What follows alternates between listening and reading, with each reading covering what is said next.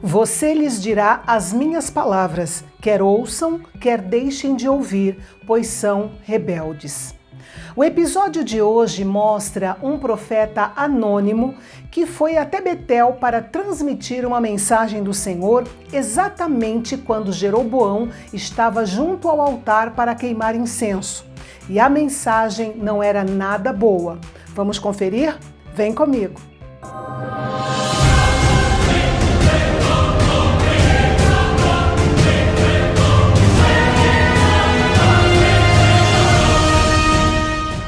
Olá, benditos! O capítulo de hoje começa relatando a ida de um homem de Deus de Judá a Betel. Aparentemente, não havia mensageiros de Deus qualificados no Reino do Norte, Israel. E aqui nós vemos que não é preciso ser famoso para ser usado por Deus. Esse episódio traz o triste relato do estado espiritual do reino de Jeroboão.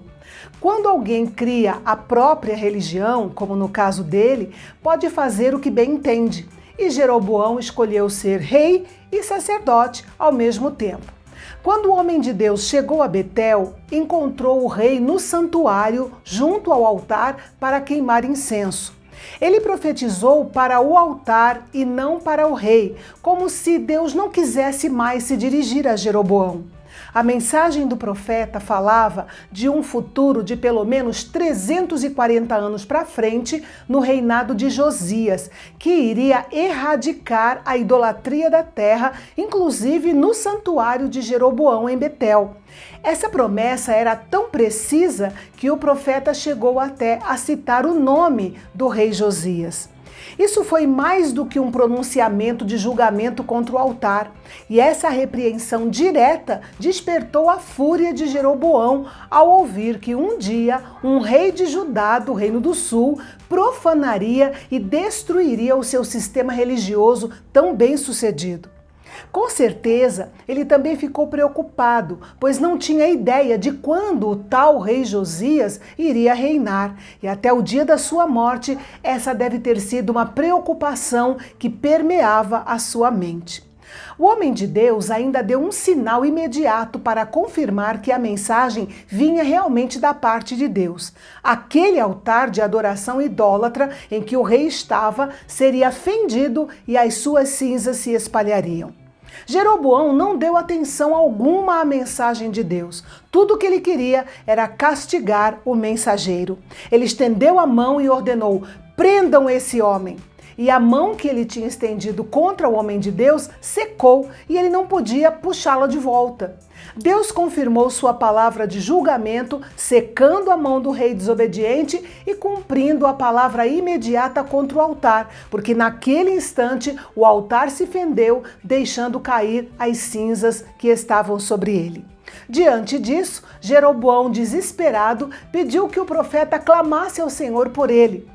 O profeta orou e Deus restituiu a mão do rei e ele se abrandou e convidou o profeta até para compartilhar uma refeição com ele e receber também uma recompensa. No Oriente, compartilhar uma refeição era um ato comum para afirmar uma amizade ou uma aliança. Portanto, aceitar o convite de Jeroboão demonstraria comunhão com ele e com suas práticas idólatras. Então, baseado em um aviso prévio do Senhor, o homem de Deus recusou a amizade, a comida e os presentes do rei. E por orientação do Senhor, o profeta foi embora por um caminho diferente daquele que ele tinha vindo. Em Betel morava um velho profeta. Talvez, eu disse talvez, ele tenha vivido em Betel desde sempre, e quando houve a divisão do reino, ele não teve ânimo ou coragem para ir para o Reino do Sul com os outros sacerdotes e levitas que foram expulsos por Jeroboão e os seus filhos. Os filhos desse velho profeta contaram a ele tudo o que tinha acontecido entre o jovem profeta e o rei. Então ele foi atrás do jovem profeta e o convidou para uma refeição. Mas ele recusou, explicando que a ordem de Deus era não aceitar nada que lhe fosse oferecido. Foi então que o velho profeta disse ter recebido uma visita angelical que havia lhe dito que o Senhor estava ordenando que ele fosse à sua casa, comesse e bebesse. Aqui nós temos uma questão polêmica, pois o texto relata apenas os acontecimentos, sem especificar as motivações do coração de cada um, o que faz com que o texto tenha algumas interpretações diferentes. Mas a que mais me chamou a atenção foi a seguinte: o velho profeta, talvez pela sua idade avançada, acabou produzindo sua própria visão de um anjo e sua falsa mensagem. E isso pelo menos por dois motivos. Primeiro, porque ele encontrou o homem de Deus sentado debaixo de um carvalho, provavelmente muito cansado e com fome, tendo que percorrer pelo menos 20 quilômetros de distância. Isso se ele morasse em Jerusalém. E isso gerou uma profunda compaixão no velho profeta. E segundo, ele criou aquela falsa mensagem por uma necessidade fanática de ter comunhão com um profeta de Judá, do Reino do Sul. Afinal, a escassez de homens de Deus em Israel, na parte norte, era grande. O fato é que o jovem profeta voltou com ele e comeu e bebeu em sua casa. A falta de discernimento espiritual daquele jovem profeta foi fatal. Por mais natural e convincente que fosse o convite do velho profeta, era seu dever resistir e recusar. Ele tinha uma palavra de Deus para guiar suas ações e não deveria receber nenhuma outra palavra, exceto através da confirmação sobrenatural e direta do Espírito de Deus. É importante termos em mente que Deus nunca se contradiz em seu trato com seus servos. Por isso, devemos ser fiéis aos seus mandamentos, recusando a se desviar do caminho da obediência. No versículo 20, nós vemos que, estranhamente, o Senhor enviou uma palavra ao jovem profeta através do velho profeta.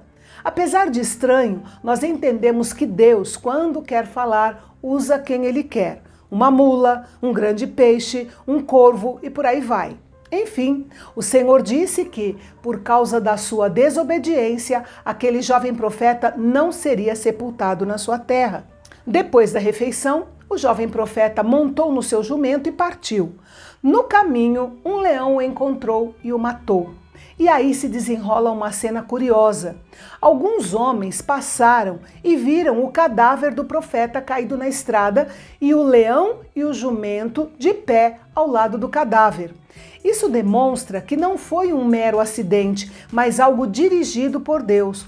O leão não devorou o corpo do profeta, não atacou o jumento e nem os homens que passavam por ali. Ficou ali, meio que de guarda, para que nenhum outro animal se aproximasse do corpo. Aquele leão estava em uma missão especial de juízo de Deus. Quando o velho profeta soube o que aconteceu, foi até o local, retirou o corpo de lá e o sepultou no seu próprio sepulcro e lamentou sobre ele. Para eles, não ter um sepultamento digno era uma maldição, mas ainda assim foi uma vergonha ser enterrado longe da família e entre estranhos. O velho profeta pediu aos seus filhos que, quando ele morresse, o enterrassem junto com o jovem profeta, porque ele acreditava que a profecia dita por ele contra o altar de Betel e contra todos os templos idólatras de Samaria se cumpriria. Enquanto isso, Jeroboão continuava sua vida pecaminosa, ignorando o aviso dado pelo homem de Deus e a promessa de Deus feita através do profeta Aías. Em seu fracasso, Jeroboão tornou-se o protótipo dos reis desobedientes de Israel, com exceção do rei Acabe, que foi considerado pior do que Jeroboão. E no capítulo de amanhã, nós vamos ver o rei Jeroboão abalado pela doença do seu filho ainda pequeno e como ele se lembrou de consultar não o seu bezerro de ouro, mas o homem de Deus. É amanhã, aqui no canal Bendito. Até lá!